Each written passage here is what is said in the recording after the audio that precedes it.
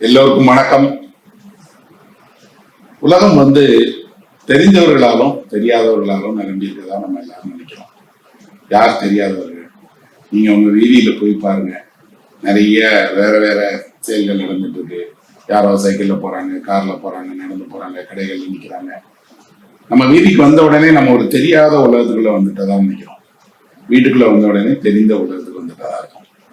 தெரிந்தவர்கள் தெரியாதவர்கள் அப்படிங்கிற இந்த ரெண்டு பட்டியலுக்குள்ளோட தான் மொத்த உலகத்தையுமே நம்ம பிடிச்சுக்கிறோம். எங்க போனாலும் நமக்கு இருக்கக்கூடிய முதன்மையான கவலை இல்லது அச்சம் என்ன அப்படின்னா, அங்க தெரியாதவங்களா இருக்கிறாங்க. ஆனா உண்மையில் அப்படி தெரியாதவர்களுக்கும் தெரிந்தவர்களுக்கும் இடையில ஒரு பெரிய வேறுபாடு இல்லை.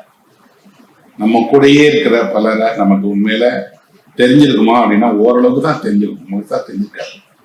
அவருடைய ஆசைகள் என்ன, அவங்க என்ன நினைக்கிறாங்க, என்ன உணர்றாங்க, எதற்கு வருத்தப்படுறாங்க, எதை நினைக்கிறாங்க, எதை இழந்துட்டாங்க, எல்லாம் தெரியாது நமக்கு. ஆனா அவங்க நம்ம கூடயே இருக்கக்கூடும். நம்ம வீட்லயே நம்மளோட பையனாவோ பொண்ணாவோ மனைவியாவோ அண்ணனாவோ தம்பியாவோ இருக்கலாம். ஆனா அவர்களை நமக்கு தெரிந்தவர்களா இருக்கிறது காரணம் அவர்களுக்கு இடையில நமக்கு இருக்கிற பழக்கம், நேர் பேச்சில் வெளிப்படக்கூடிய தயக்கம் இல்லாம எல்லாத்தையும் சொல்றது.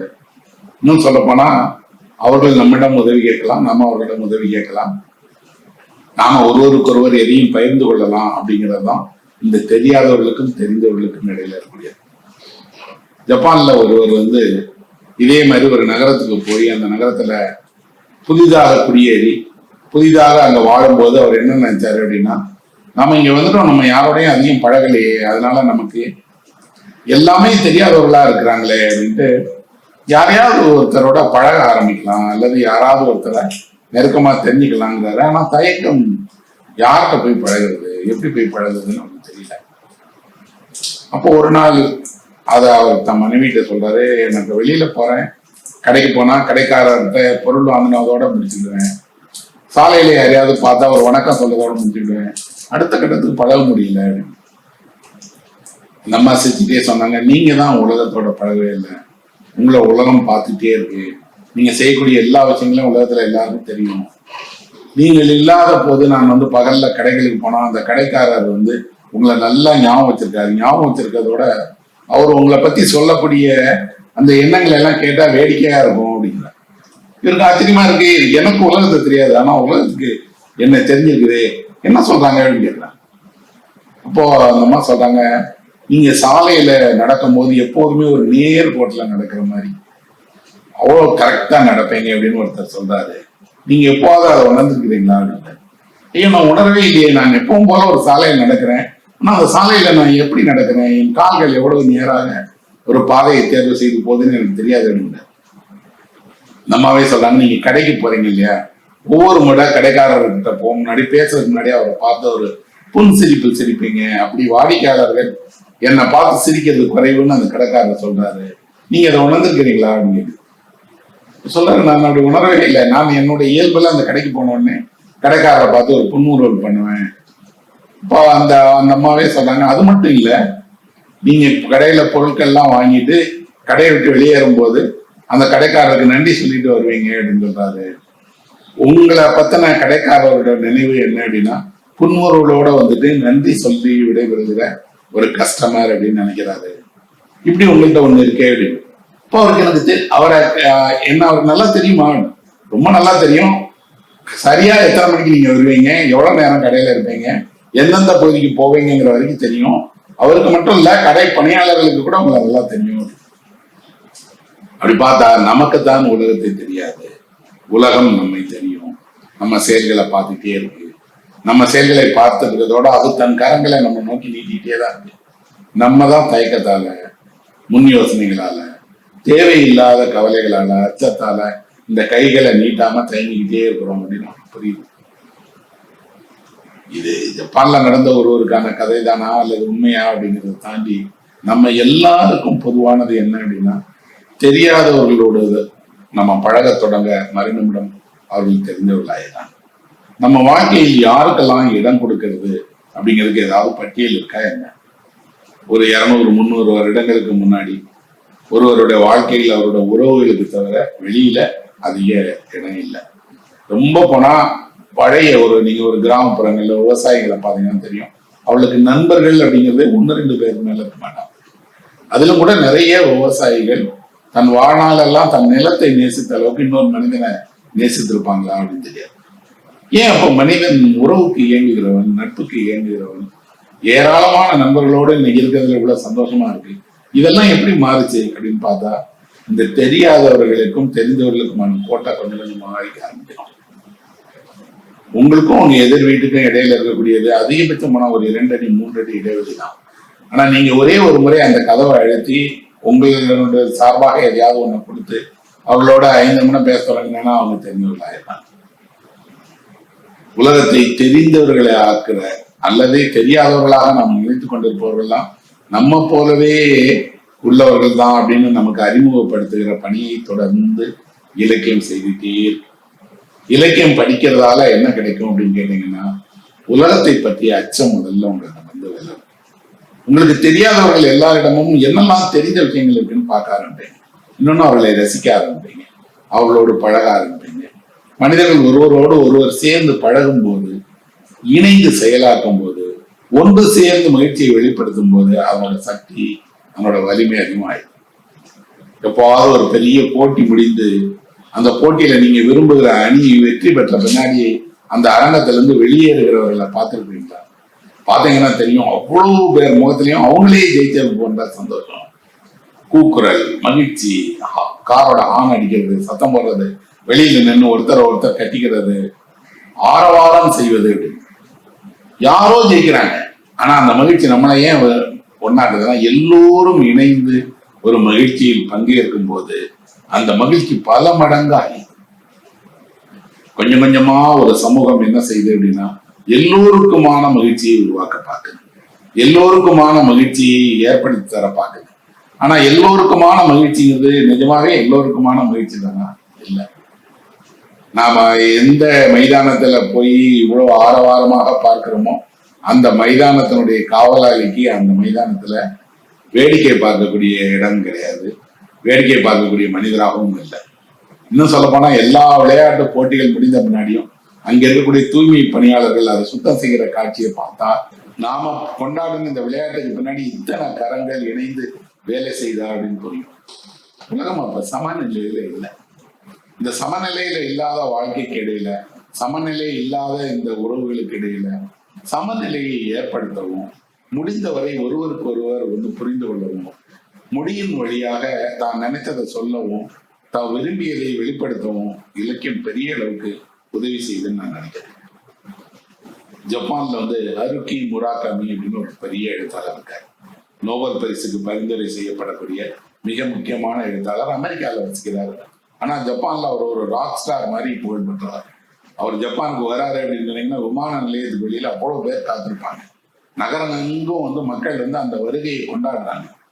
நியூஸ்ல சொல்றாங்க, நியூஸ் பேப்பர்ல வெளியாகுது. இன்னும் சொல்ல போனா நிறைய நேரங்கள்ல அந்த நாடே அந்த மகிழ்ச்சியை கொண்டாடுது. அவ்வளவு விருப்பத்துக்கு உரிய ஒரு எழுத்தாளர் அவர். அந்த முராகாமி தான் எப்படி ஒரு எழுத்தாளராக ஆக தொடங்கின அப்படிங்கிறத பத்தி ஒரு கட்டுரை எழுதியிருக்காரு. ஒரு 20-22 வயதுகளிலேயே அவர் வந்து திருமணம் செய்து கொண்டு வேலைக்கு போகிறதுக்கு முடியாம ஒரு சின்ன உணவகத்தை நடத்திட்டு அங்க ஜாஸ் மியூசிக் வந்து ஒலிக்க விட்டு அதுக்கான ஒரு பார்வையாளர்கள் அவர் வச்சு ஒரு சின்ன வாழ்க்கையை வாழ்றார்.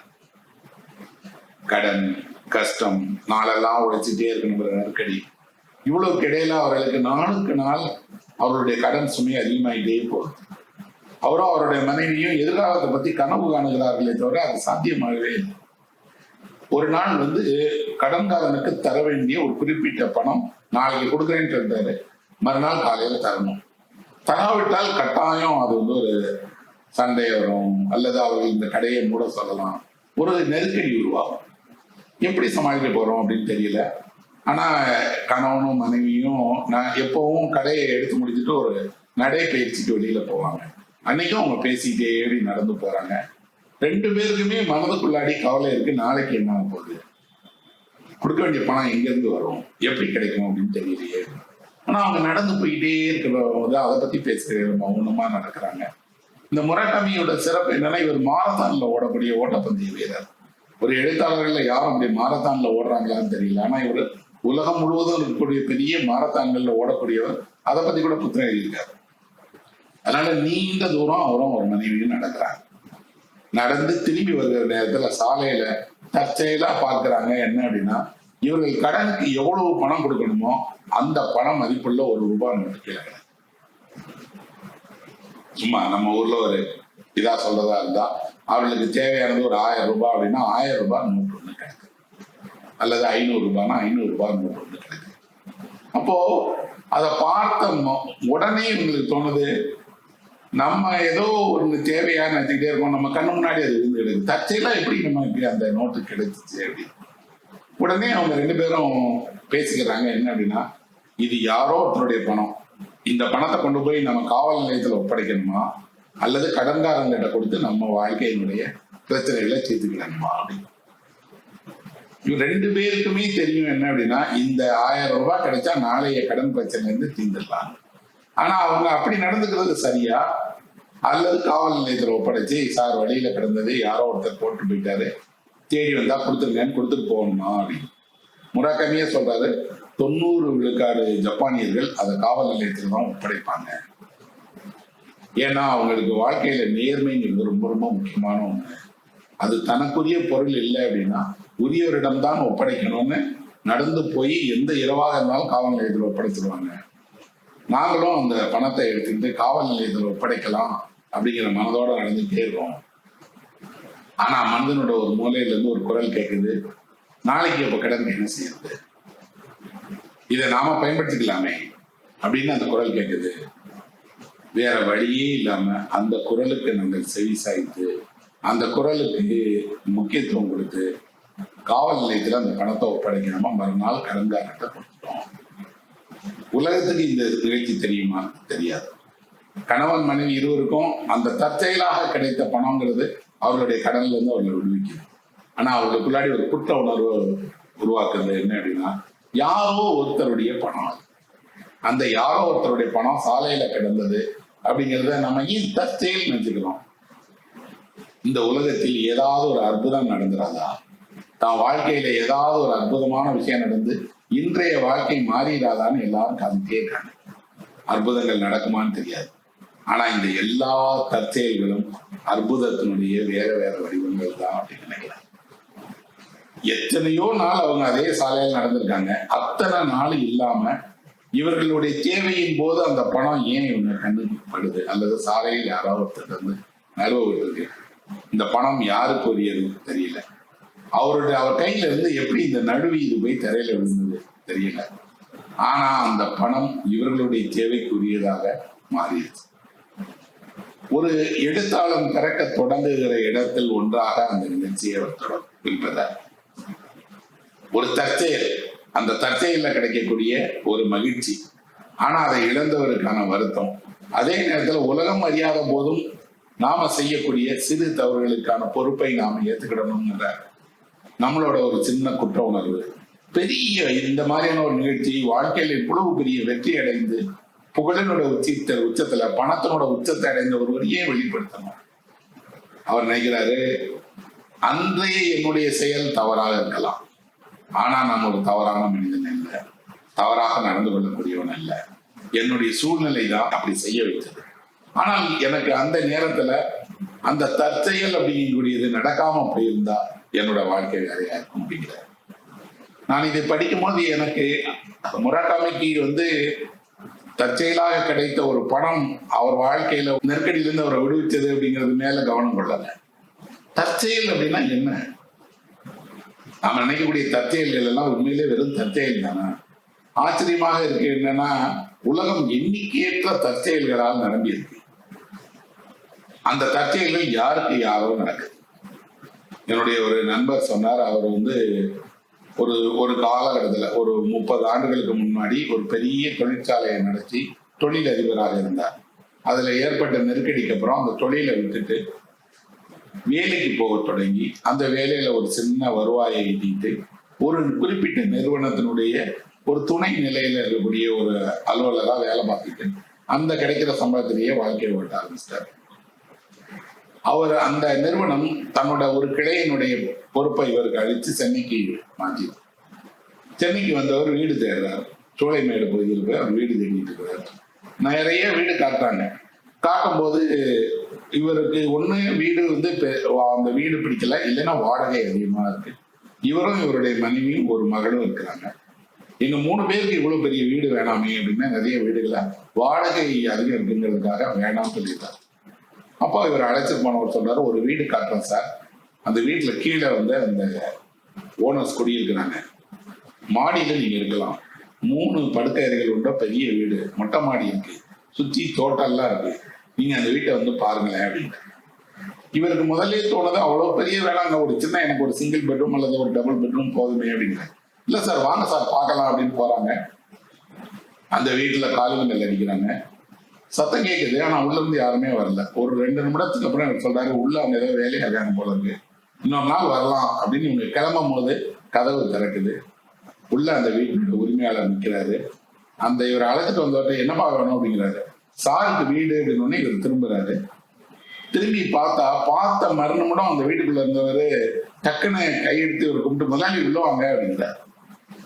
இவருக்கு தெரியுது இந்த வீட்டினுடைய உரிமையாளர் யாருன்னா ஒரு காலத்துல இவர்கிட்ட டிரைவராக இருந்தவர், இவரோட காரை ஓட்டினவர். அவரோட இள வயதுல முதல் வேலை இவர் தான் கொடுத்தார். இவர் கூட ஒரு 10 வருஷத்துக்கு மேல அவர் வேலை பார்த்திருக்கார். இவரோட ஃபேக்டரி நொடிச்சு போன உடனே இவர் அந்த வேலையை விட்டுட்டார். அதுக்கப்புறம் இவரை சந்திக்கவே ஒரு நிமிடத்துல அந்த தற்செயலான சந்திப்பு என்ன செய்ததுன்னா, அந்த கார் ஓட்டுநரா வாழ்க்கையை தொடங்கினவர் நிறைய பண்ணி அவரோட பிள்ளைங்க படிச்சு வெளிநாட்டுக்கு வேலைக்கு போய் இன்னைக்கு ஒரு சொந்த வீடை வச்சிருக்காரு. அந்த சொந்த வீட்டுல அந்த தனக்கு வேலை கொடுத்த தன்னோட முதலாளிக்கு வாடகைக்கு விட போறாருங்கிற நிலைக்கு உயர்ந்திருக்காருன்னு மகிழ்ச்சியா அந்த வீட்டுக்கு போறாரு.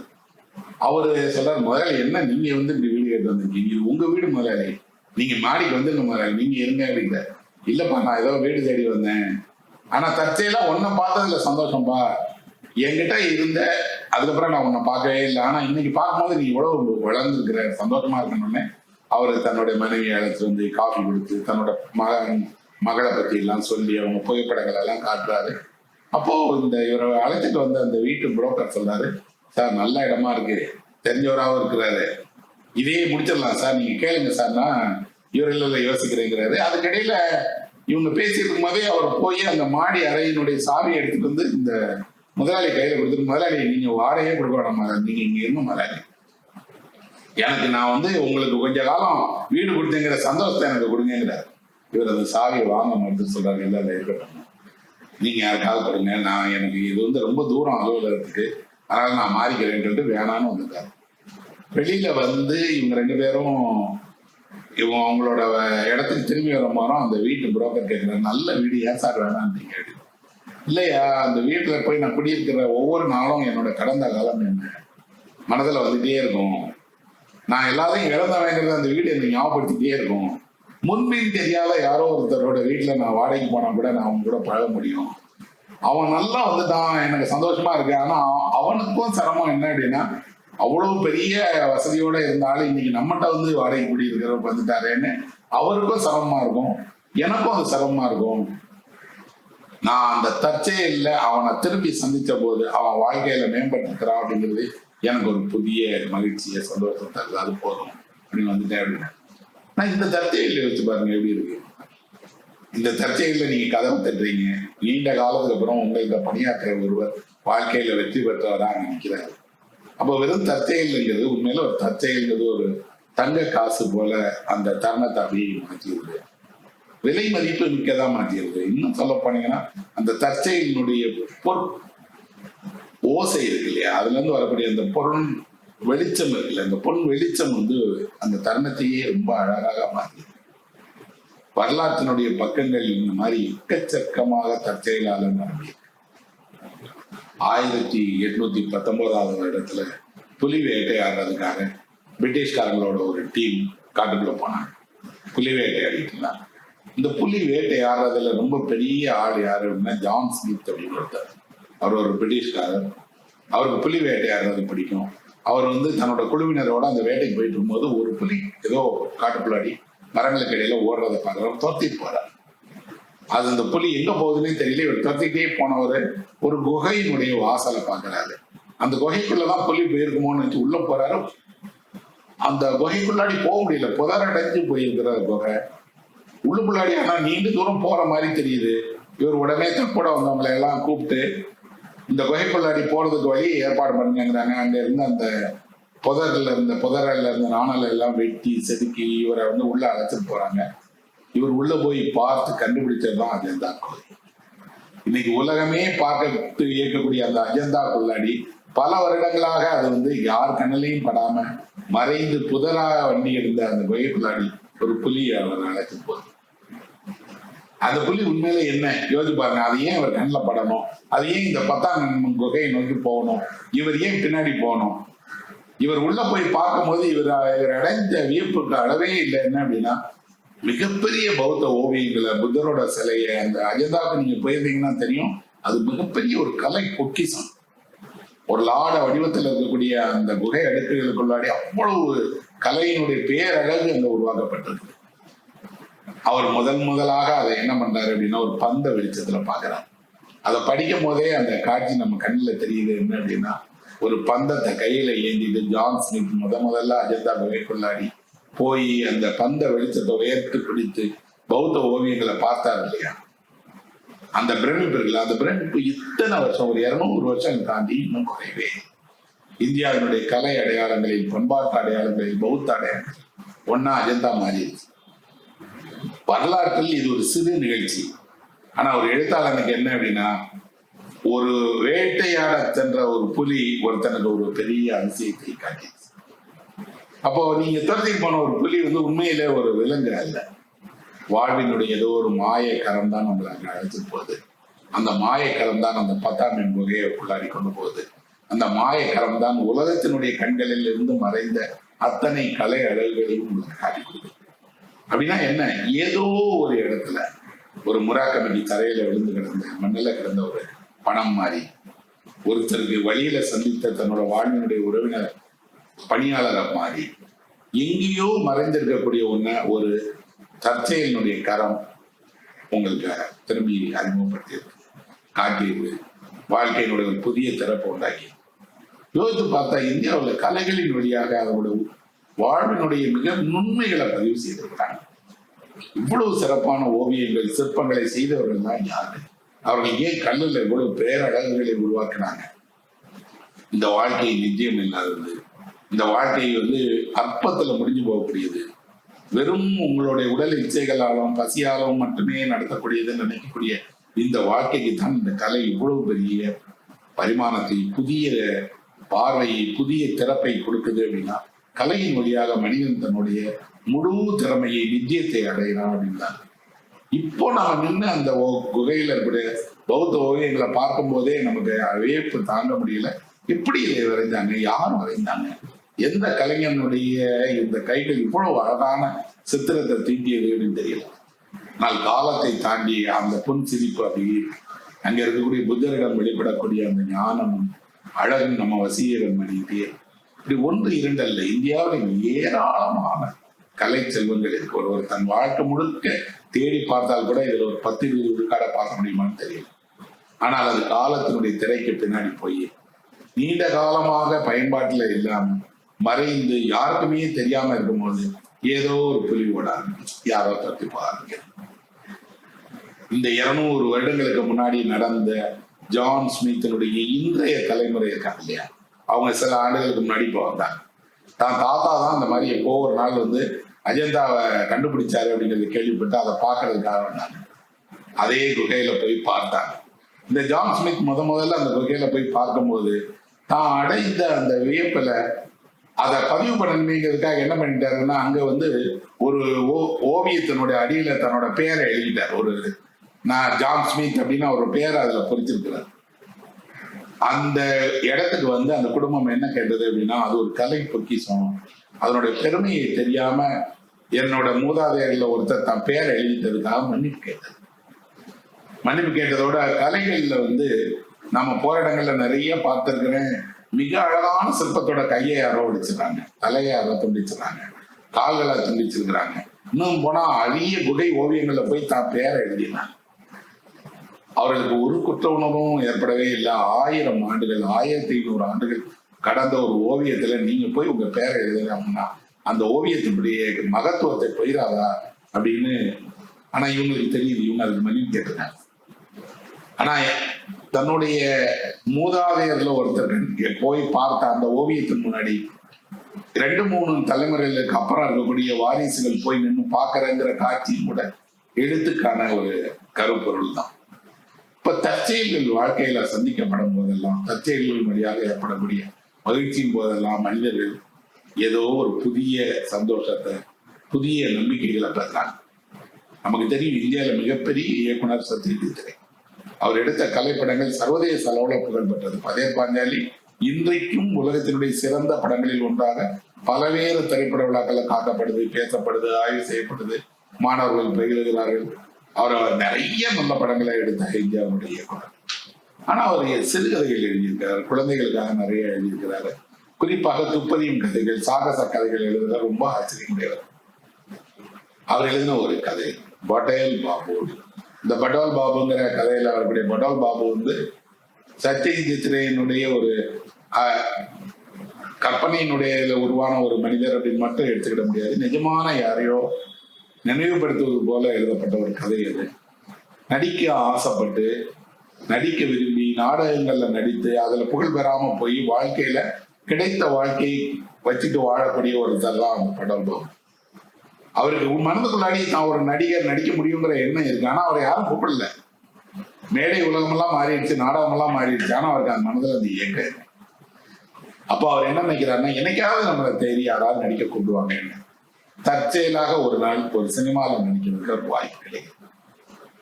அதுக்கு முக்கியமான காரணம் என்னன்னா அவரோட தோற்றம். அப்புறம் அந்த காட்சி ஒரு சின்ன காட்சி. ஒரு புகழ்பெற்ற நடிகர் வந்து சாலையை கடக்கும் போது அந்த சாலையில எதிர வரக்கூடிய ஒருத்தர் அவர் மேல மோதிடுறாரு. அவ்வளவுதான் சின்ன காட்சி.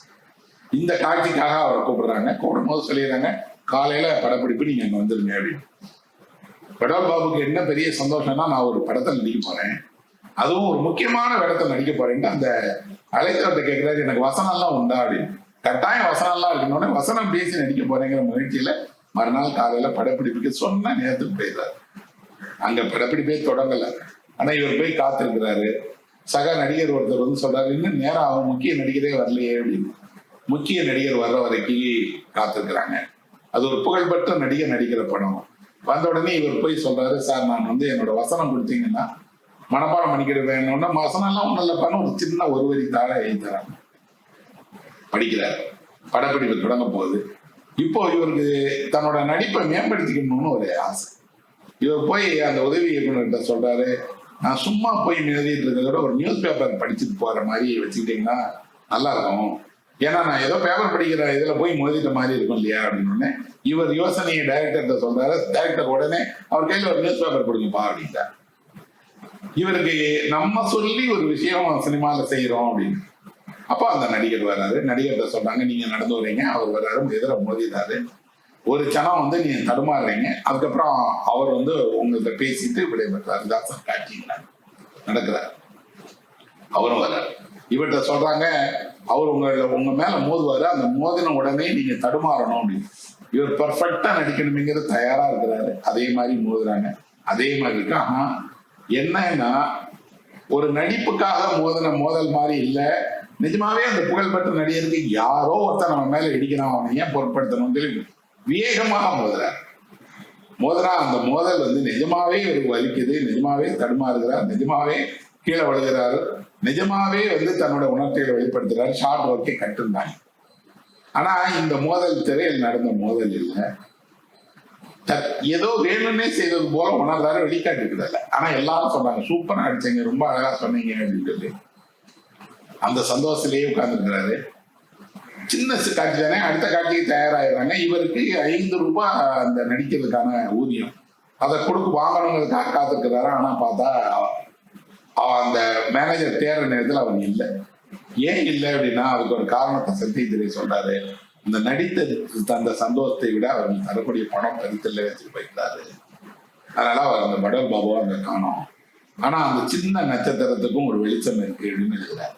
இப்ப கூட நீங்க மைதானத்துல பாத்தீங்கன்னா தெரியும், பிள்ளைங்க எங்கேயோ ஒரு ஓரத்தில் விளையாடிட்டு இருக்கும்போது அங்கிருந்து உருண்டு வர்ற கால் பந்த சரியாக கோல் போஸ்டை நோக்கி எத்துக்கிற ஒருவரிடம் மனதுக்குள்ளாடி ஒரு விளையாட்டு வீரன் வச்சுட்டு இருக்கிறான்.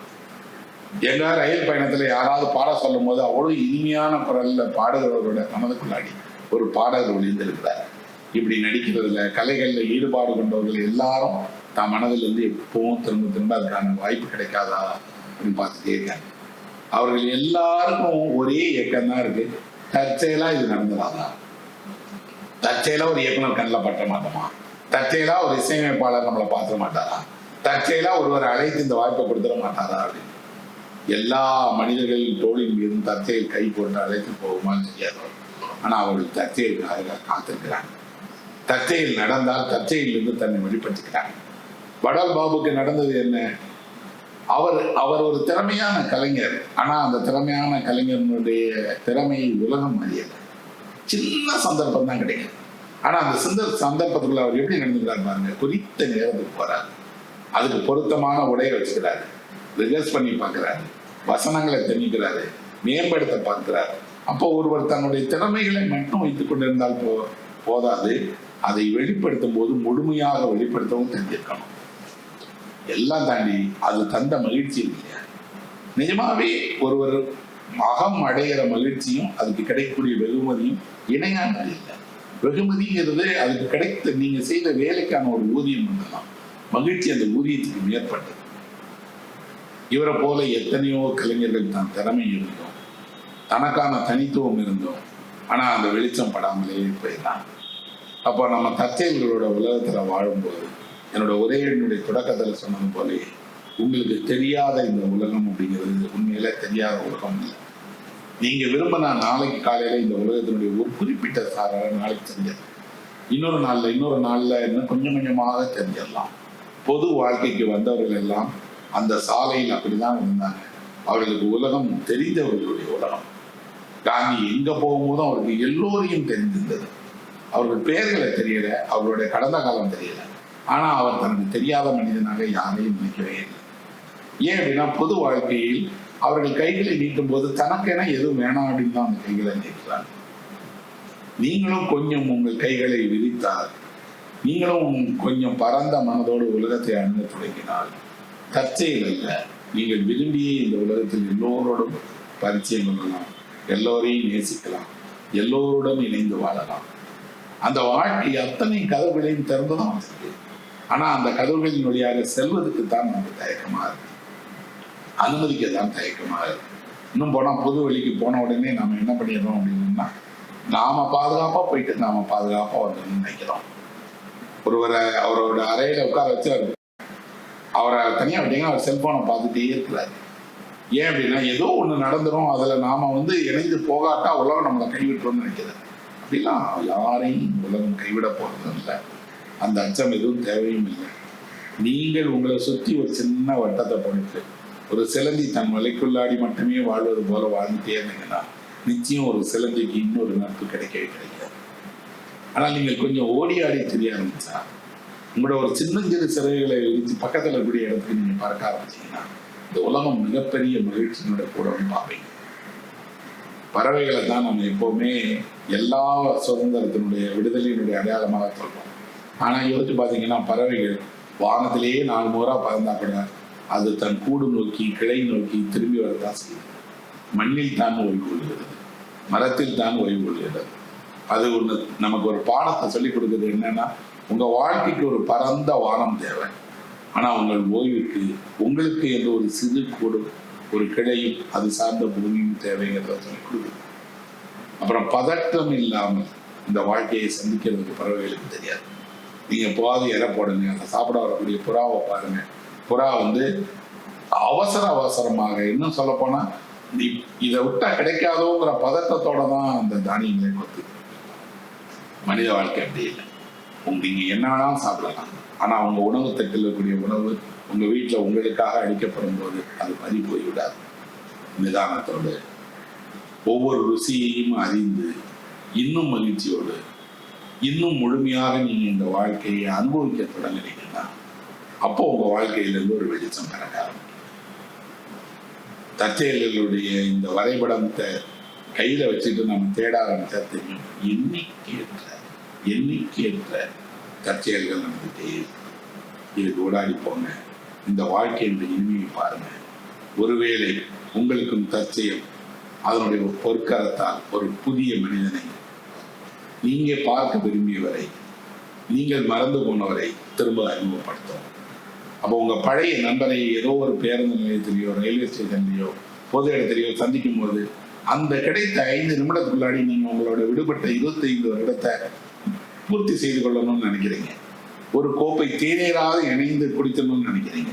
அப்படி அவசரமாக உங்களுடைய கடந்த காலத்தினுடைய இனிய நாட்களை ஒரு தேநீர் கோப்பையோடு பகிர்ந்து கொள்கிறீர்கள் இல்லையா? இந்த இனிமைகள் எல்லாம் உலகத்துக்கு முக்கியமே இல்லை. ஆனால் இந்த இனிமைகளை பதிவு செய்வதும் பகிர்ந்து தருவதும் ஆவணப்படுத்துவதுதான் இலக்கியத்தினுடைய வேலை. அந்த வகையில் எல்லா தற்செயல்களையும் வரவேற்கிறேன். அதை நோக்கி என் கைகளை நீட்டுகிறேன்.